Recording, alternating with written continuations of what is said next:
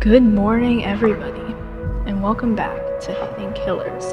This is your host, Lauren Johnson. That's Luarne. And today we'll expand on what we covered last episode. This week's episode will feature a very special guest that knew Kate Stevenson throughout her high school and college years. Her name is Brooke Fanning, and she ended up testifying against her in court during August of 2014.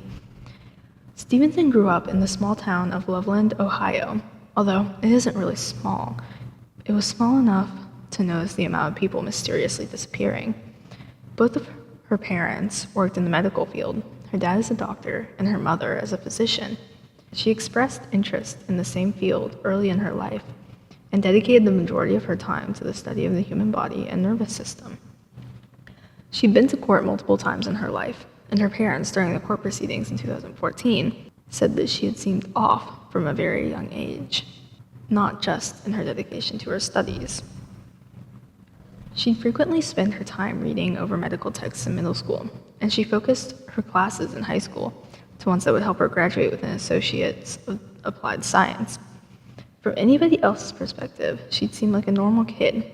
She got good grades, she was in various clubs and activities, and she didn't seem to have any problems with anyone. However, almost everybody, when asked specifically about her, has mentioned that she seems off-putting in the way she speaks, her mannerisms, or her choices. Now, let's bring on our special guest.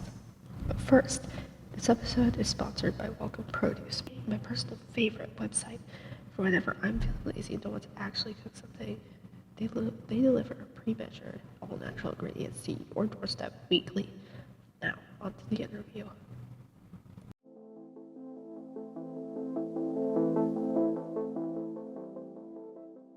First, Brooke, I'd like to thank you immensely for joining us here today. I know this could be a difficult topic for you with how close both of you are or were.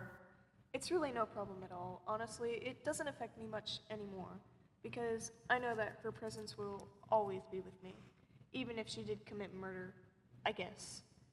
It really doesn't bother me too much to talk about it now.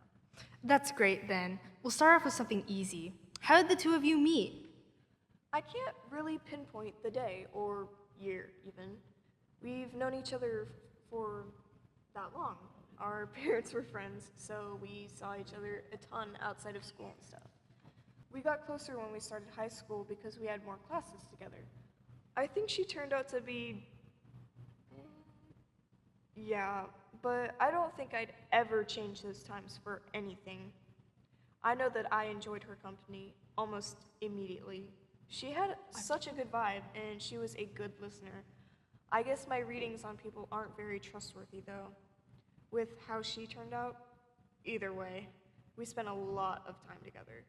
When we were, I think, 12, we started going to each other's houses almost every night. I mean, we didn't talk much because she was always reading. This continued through college, too, so whatever she was doing is so weird to me, you know? You say that you knew her for a long time. Do you think there's any particular moment that might have influenced her? I think she densitized herself to stuff like that pretty early on in her life. I remember her telling me she wanted to be a surgeon, so it was necessary. That's what she went to college for, too.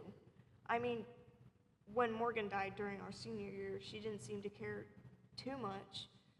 Like, we saw the body and everything, but she didn't seem fazed. I've been meaning to ask about that incident, actually.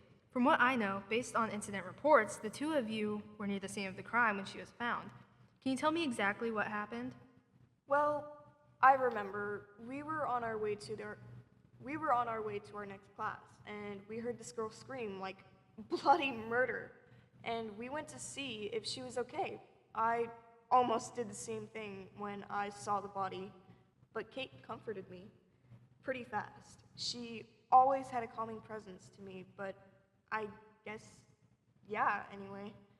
Me and Morgan knew each other pretty well, I think. Yeah, we were kind of close, but she always kind of kept to herself. It was really jarring, I think, seeing it. It was like she was really bloody on her head. I almost couldn't make out her face. and her body was slumped against the wall. Me and Kate left pretty quickly. I was really distressed over it for a while.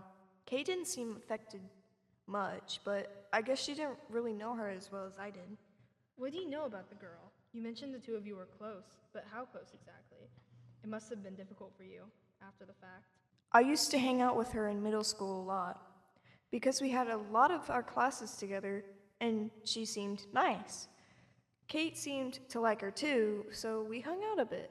She seemed shy with other people, I think, but she was pretty outspoken with us. I remember her telling me she wanted to be a teacher when she grows up. She loved kids.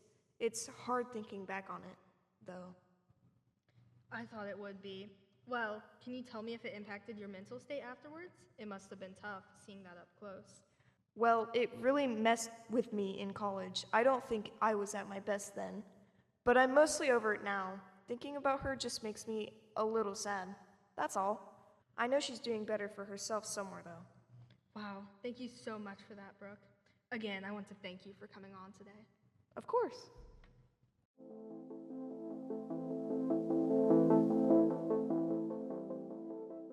Now, for our next segment. Morgan Green was one of the top students at her school. She had community service more often than necessary, and she was overall considered a good person. She was murdered by Stevenson on October 3rd, 2002. Morgan was found at 2:31 in the afternoon under a staircase in the far corner of the school. After medical examining, it was determined that she died from blunt force trauma to the head. The murder weapon was never identified. I'm including this incident in this episode because, although it's never been confirmed and the case has long since been dropped, I have reason to believe that this event was what initiated Stevenson's mindset, and that it was Stevenson who committed the crime. Of course, take everything I say here with a grain of salt, because most of it is speculation. The scene of the crime was closed off very quickly after authorities were alerted of the incident, but it's assumed the murder took place 2 to 3 hours before the body was discovered. Morgan was found propped against a wall that blocked it from view until another student had peeked in behind it near the end of the day. Many had claimed after the fact that they had seen Stevenson and Morgan walking towards that area previously that day, around the time the murder had been committed.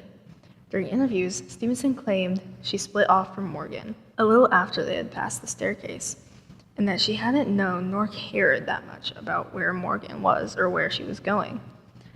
In my mind, this is when the murder happened.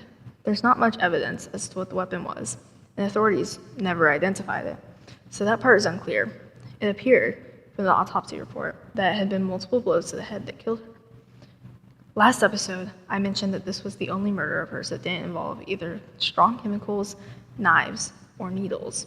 The actions on that day must have been rash and put her off from killing in that way again. Or she just wanted to make a more unique name for herself. Who really knows? But that's all we have for today. Remember to like and subscribe if you enjoyed this week's episode.